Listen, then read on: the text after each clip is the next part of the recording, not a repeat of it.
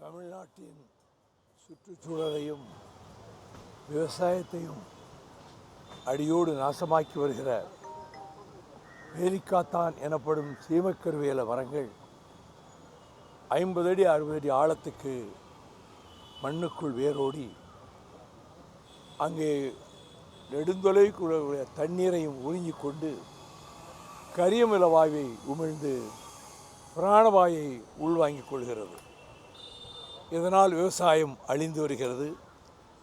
இந்த மரங்களுக்கு அடியில் ஆடு மாடுகள் போய் நிழலுக்கு கூட நிற்காது, பறவைகள் கூடு கட்டாது. கேரளத்தில் ஒரு இடத்திலே கூட பார்க்க முடியாது.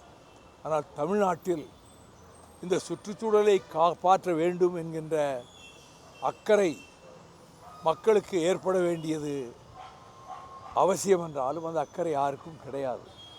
நான் 11 ஆண்டுகளாக இதற்காக போராடி கொண்டிருக்கிறேன் உயர்நீதிமன்றத்தில். இப்பொழுது கடந்த முறை நீதிபதிகள் அரசாங்கத்துக்கும் சரியான ஆணைகளை பிறப்பித்தார்கள்.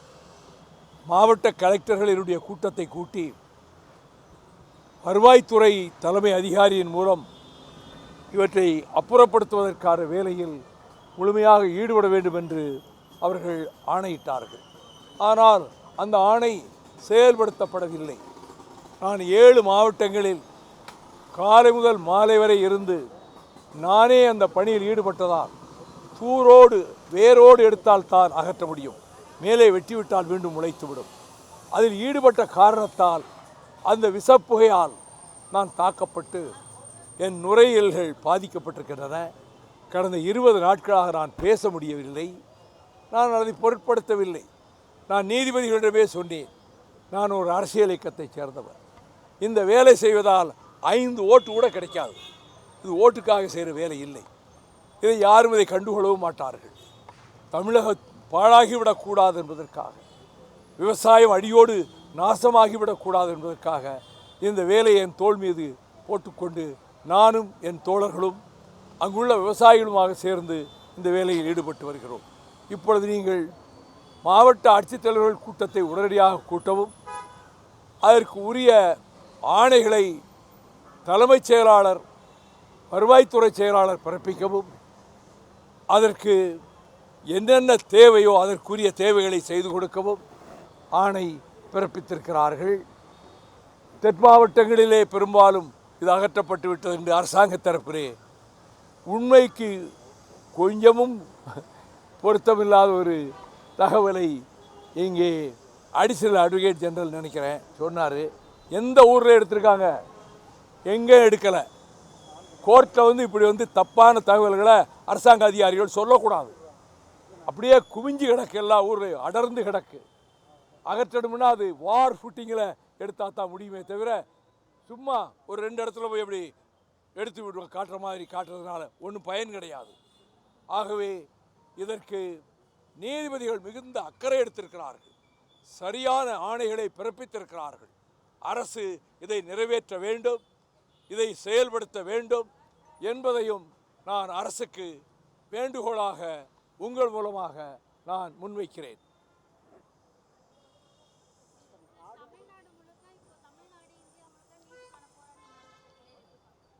வேலிக்கரில் பற்றி யாராவது கேட்கணும்னா கேளுங்க. உங்களுக்கு அதில் அக்கறை கிடையாது, மக்களுக்கு அக்கறை கிடையாது. வேறு அரசியல் கேள்விகள் தான் ரொம்ப அக்கறை. கேளுங்க தோழர், சொல்கிறேன். முழுக்க நாங்கள் ஆதரிக்கிறோம். முதல் நாள் போராட்டம் நடந்தபோது அடிபட்டு பாதிக்கப்பட்டு சுர்ஜித் பவனிலே சிகிச்சை பெற்றுக் கொண்டிருந்த மாணவர்களை நானும் மார்க்சிஸ்ட் கம்யூனிஸ்ட் கட்சியினுடைய அகில இந்திய பொதுச் செயலாளர் பேபி அவர்களும் அங்கே நின்று நேரடியாக பார்த்தோம். நான் அவர்களுக்கு ஆறுதல் கூறினேன். அந்த இடத்திலே சொன்னேன், இந்த போராட்டம் இன்னும் வலுப்பெற வேண்டும். அரசாங்கம் அடக்குமுறையை கையாள முனைந்தால் அதனுடைய எதிர்விளைவுகள் மிக விபரீதமாக அரசுக்கு எதிராக அமையும். பெரும் மாணவர் கட்சிதாரை நினைத்தால் நெடுங்காலத்துக்கு பிறகு தலைநகர் டெல்லியில் மட்டுமல்ல, இந்தியா பூராவிலும் லட்சோப லட்ச மாணவர்கள் கிளர்ந்து எழுகிற போது அது புரட்சியாக மாறும். பிரான்சில் என்ன நடந்ததோ, கிரீஸில் என்ன நடந்ததோ, அதை போல இந்த போராட்டமே இந்த மத்திய அரசாங்கத்தை எதிர்காலத்தில் தூக்கி எறிவதற்கான ஒரு புரட்சியின் விளைவாக கூட அமையக்கூடும். முழுக்க முழுக்க நாங்கள் இதை ஆதரிக்கிறோம். மாணவர்கள் போராட்டத்தை ஆதரிக்கிறோம். அவர் தர்மேந்திர பிரதான் தாமதமின்றி அவர் அமைச்சரவையிலிருந்து தூக்கி எறியப்பட வேண்டும். நரேந்திர மோடி சப்பக்கட்டு கட்டுகிறார்.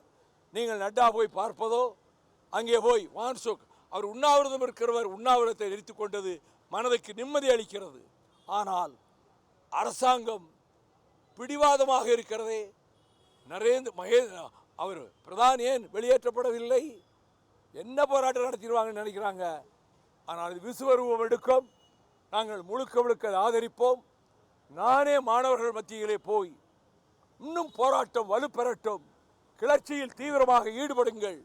65 எப்படி மாணவர்கள் ஈடுபட்டார்களோ அதை போல இப்பொழுதும் ஈடுபட வேண்டிய தருணமும் கடமையும் வந்திருக்கிறது என்று நான் நிச்சயமாக அவர்களுக்கு ஊக்குவிக்கின்ற வகையிலே நானும் எங்கள் இயக்கமும் செயல்படுவோம்.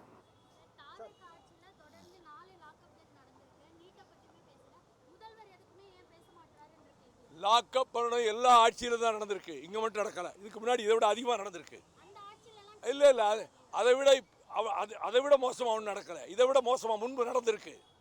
சார், நீட் விவகாரத்தை பொறுத்த வரைக்கும் போராடக்கூடிய மாணவர்கள் போராடலை. டெல்லியில் ஒரு சிலர் ஊடுருவல் ஏற்படல, ரவுடிகள் தான் போராடுறாங்கன்னு பாஜக மாநில தலைவர் நைனா நாகேந்திரன் குற்றம் சாட்டுறாரு. இது எப்படி பார்க்க வேண்டியிருக்கு? ஏன்னா மாணவர்கள் மனதுக்குள் ரவுடித்தனம் இருந்தால் இப்படிப்பட்ட வார்த்தைகள் வெளிவரும். நான் அந்த கலவரம் நடைபெற்ற இடங்கள் எல்லாவற்றுக்கும் சென்றிருக்கிறேன். 90 விழுக்காடு 99 விழுக்காடு மாணவர்கள் தான் இதிலே போராடினார்கள். பழியை சமூக விரோதிகள் என்றும் ரவுடிகள் என்றும் சொல்வது மாணவர்களை சமூக விரோதிகள் என்கிறாரா, ரவுடிகள் என்கிறாரா? இப்படி பேசித்தான் பல நேரங்களில் அரசாங்கங்களுக்கு பேராபத்து வந்திருக்கு. இப்படி பேசுகிறவங்களால நயினார் நாகேந்திரன் கொஞ்சம் யோசித்து பேசுறது நல்லது. சார், டெல்லியில் போராடுறவங்கள மத்திய காவல்துறை, டெல்லி காவல்துறை எல்லாம் தாக்குதல் அடிக்கிறாங்க அப்படின்னு சொல்லி குற்றம் சாட்டுறோம். ஆனால் தமிழகத்தில் போராடக்கூடிய மாணவர்களையும் கல்லூரி வளாகத்திற்குள்ளே சென்று இழுத்துட்டு வரக்கூடிய காட்சிகள்லாம் பார்க்க முடியுது. காவல்துறை அத்துமீறி செல்வதை நாங்கள் ஒருபோதும் சகித்துக் கொள்ள மாட்டோம். காவல்துறை தங்கள் சட்ட வரம்புகளை மீறி அவர்கள் அத்துமீறி சென்று ஜனநாயக உரிமையின்படி போராடுகிறவர்களை அடக்க நினைத்தால் அது விபரீத விளைவுகளிலே தான் கொண்டு போய்விடும். அப்படி அதில் ஈடுபடுகிற அதிகாரிகள் யாராக இருந்தாலும் அவர்களுக்கு என் கண்டனத்தை தெரிவித்துக் கொள்கிறேன்.